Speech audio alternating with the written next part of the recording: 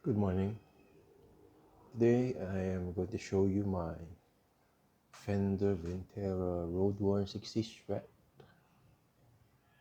in Roadworn gold finish. I'm not sure, I can't remember the exact name of the finish. And these guitars are made in Mexico. And I have modified mine into, I guess I can call it a old YJM spec. If you can If you're a fan of Ingve, you must have watched the live in Leningrad concert of him on YouTube. On the first song, I think it's a Rising Force, maybe wrong. He started the song with a 60's strat in rosewood and gold finish, and then before the middle of the song, he changed into the 70's strat. And this looks similar to that first guitar that he used on that first song before changing to the 70's to a white strat. I'm not sure if it was a 70's or a 50's, but back then Ingve would always use the small headstock strats instead of the 70's large headstock ones. I guess because those days 50's and 60's were already vintage, and maybe the 70's strats were just about 10 years, not yet vintage. And in those days, the 60's and 50's strats were, they say, a lot better than the 70's.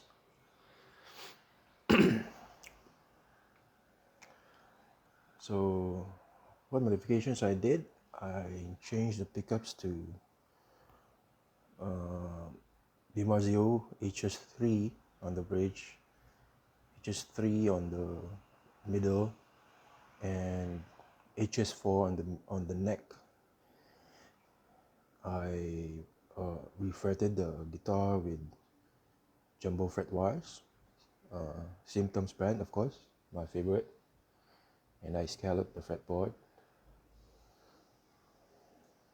from the first to the last fret.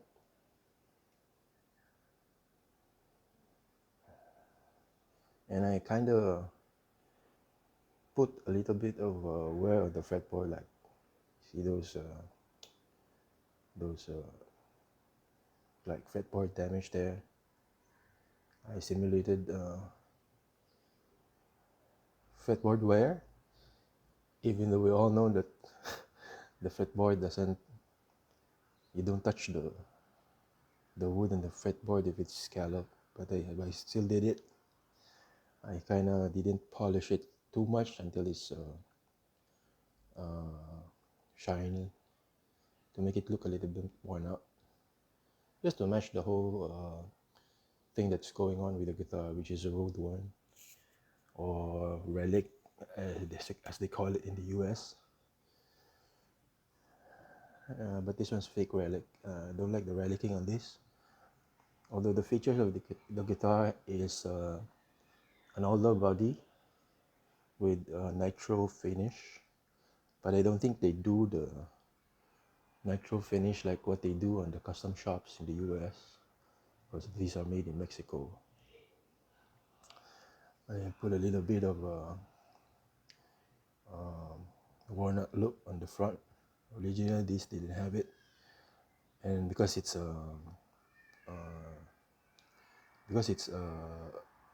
the finish is not polyester and it's nitro, it's a little easier to get that type of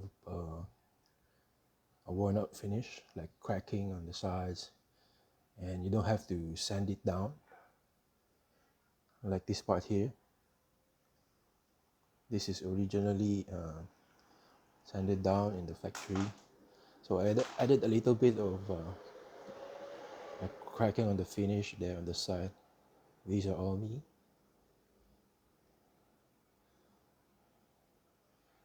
Nitro cracks like this, unlike polyester.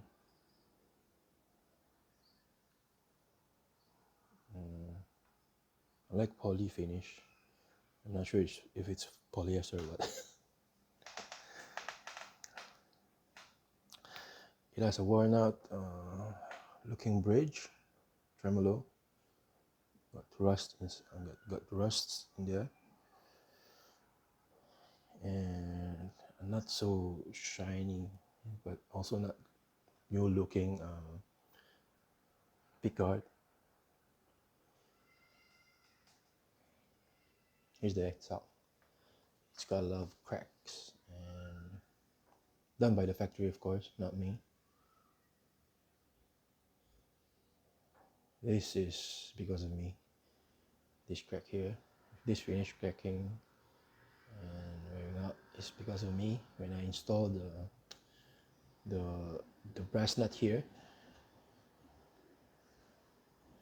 this brass nut I installed. So when I put the tape over the fretboard here, and I removed it, it caused this.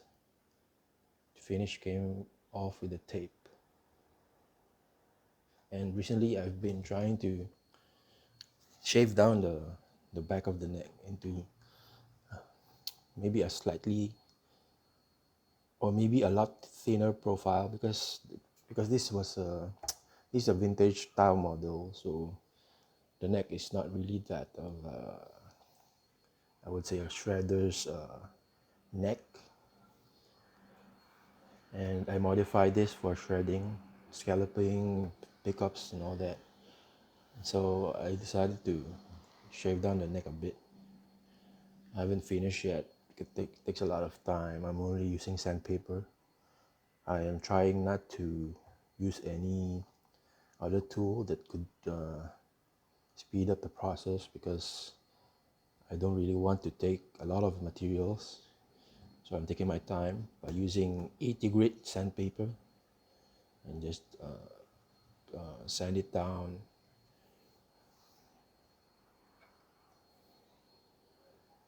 And for me, I mean, this is my guitar, it's not a customer's one.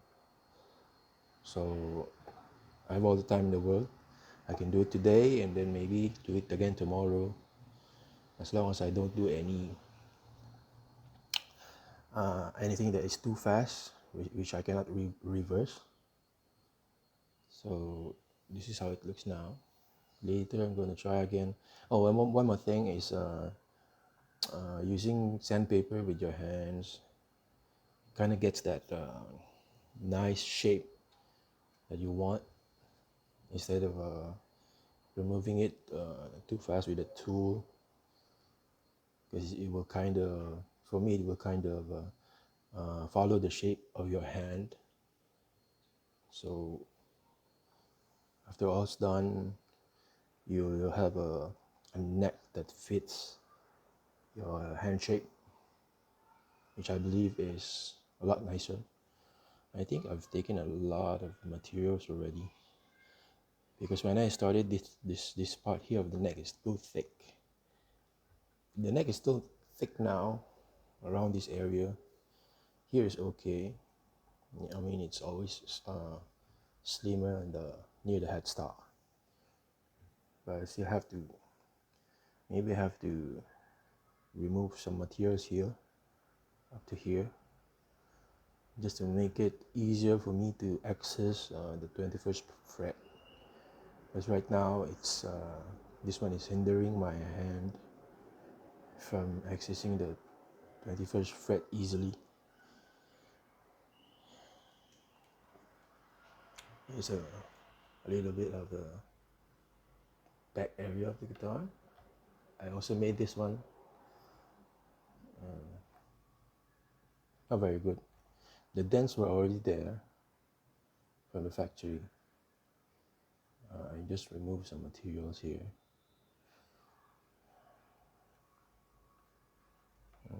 This one's from the factory. They sanded it down. I'm not bothering to go and make some cracks, like cracking finish here, or finish that is starting to fall down, because this is at the back of the guitar and nobody sees it anyway. Anyway, this is a project guitar of mine, and I thought because it's already roadworn.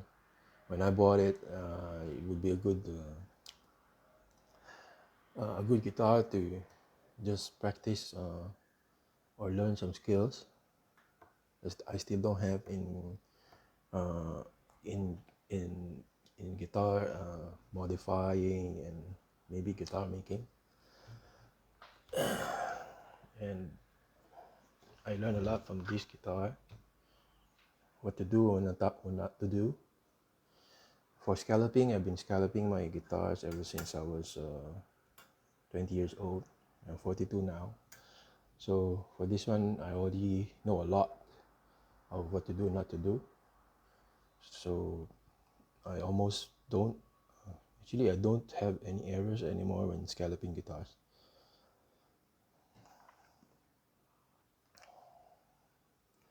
And that's it. Just a big fan of Ingve, that's why bought this guitar and modified it, because I saw that guitar on live in Leningrad. And then in one of the videos where Ingve plays, I think it was a Fender tribute, where he plays, I can't remember if it's Deep Purple or Rainbow, but he was definitely playing Blackmore, a piece.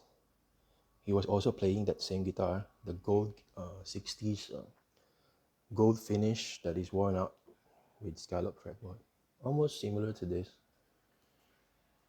And a bit of my regret is instead of putting YJM Furies here, I put DiMarzio's. I kind of like the YJM Furies now. I mean, this one works also, but I feel like the sound is not very, it's not that hard for this guitar.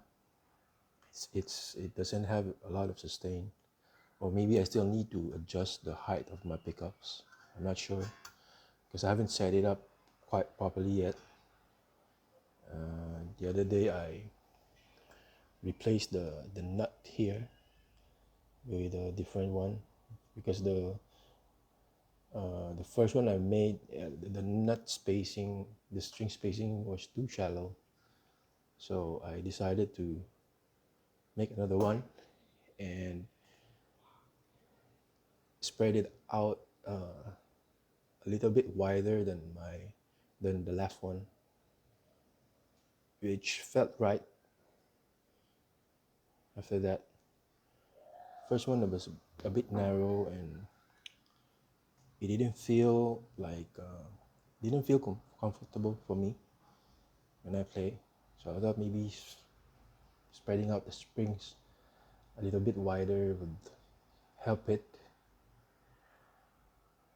and looks more vintage, because we all know the YGM guitars have they say is have string the high E string slips off the fretboard too easily, because the string spacing is too wide and the neck is too narrow.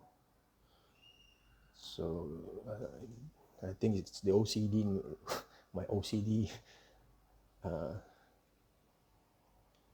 is already the OCD is, I couldn't stop my OCD from not doing it and spreading out the strings, making it look like it's too near the edge of the fretboard, which is, yes, it's too near, but I never had any string slipping off the fretboard, because you just have to get used to it. If you've been playing, I guess if you've been playing guitars with very low action, and even though it's jumbo and your string spacing is narrow, which is, I mean, a bit further from the fretboard edge, and you play a scallop fretboard, you definitely slip off the fretboard on the E string, because your brain is wired like that. Muscle memory is going to kick off, and you're just gonna slip away from the fretboard every time. So uh, you have to practice fretting the fretboard without pulling it down, because I noticed on some guitar players that, even me as a guitar player, I've noticed that sometimes when I play a non-scallop fretboard with narrow string spacing, which is most of the shred guitars that you'll find on the market, you tend to pull the strings down when you press. Like you don't know it, it's like an instinct that you'll have when you press down on the string, and you, especially on the first fret, on the first string, on the high E string, you kind of pull down the strings instead of pressing down. You put your finger there, and then you try to kind of pull down the string like that without you knowing it, instead of just pushing it down there on one direction. So some guitar players are like that. They cannot play a scallop fretboard because they say it slips off the fretboard. But I believe that if you practice, just maybe give it about 30 minutes of getting used to, that problem will go away. You don't have to change any, especially on the Ingve Momsen strats, you don't have to change any bridge into the narrow ones. I remember about 10 years ago, in a forum that I was in, people would replace the tremolo bridge of their YJM strats just to have a narrower string spacing here.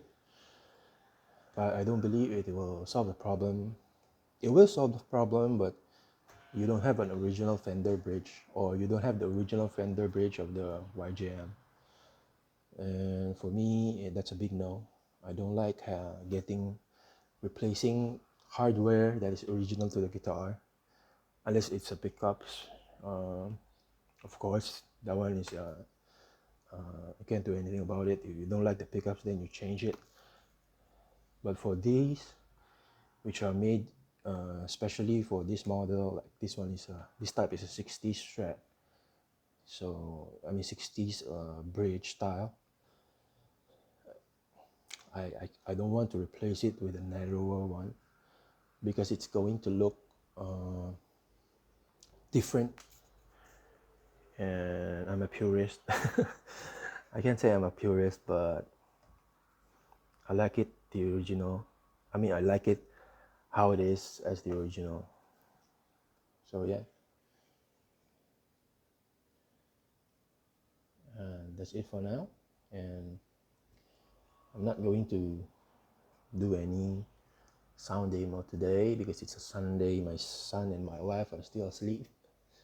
I don't want to wake them up.